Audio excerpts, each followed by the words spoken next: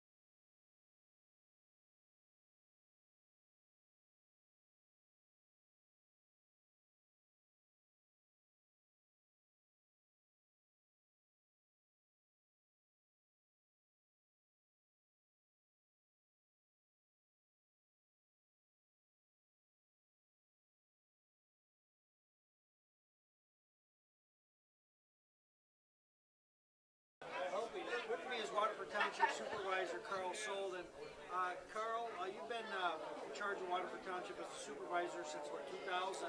What do you see as the biggest challenge for whoever wins the office of supervisor in November?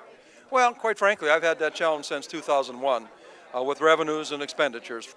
Revenue sharing has depleted statutorily.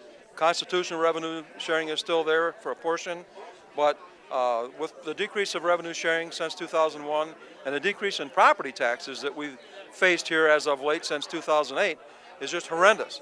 And that's our main source of income. So biggest challenges is to try to make do with what we have and provide the citizens with the services that they deserve. And no matter who's in this seat, they're going to experience the lack of revenues. And there has to be a way in which to continue on and improve on that, because it just can't be done by snapping your finger. It can't be done overnight. There's a lot of information out there tonight about this millage if it's voted in or what have you. What are the actual parameters as you see it with this millage if it's passed for the citizens in Waterford? Well, it's a special assessment district for the police department, earmarked specifically for that. And some people are a little bit concerned because it's open-ended. But bear in mind that has to be before each budget process every year, which is during this time of the year. It has to come before the Township Board for review, and it has to come before the Township Board to put the assessment on the tax rolls. So it's a 1.95 assessment. It can't go any higher than that, but it can go lower. And the Township Board has the authority to drop that down should the funds not be needed. Now, as a perfect example, I see things happening in the community. We've got some building permits out for new homes now that we haven't had in years. I think there's 13 or 14 of them, new home permits that are under construction in Waterford. Well, hopefully this will bolster somewhat the economy, and it'll pick things up, and hopefully our tax base will go up. And when that does, then we can drop that special assessment down. The Township Board has that authority, and I will do that if I'm reelected. And I know there's a degree of mistrust with elected officials in the public, and I think that could be huge. And I'm sorry to hear that, because on this level, I'm available to the public, and I don't think I've done anything to create them to mistrust me.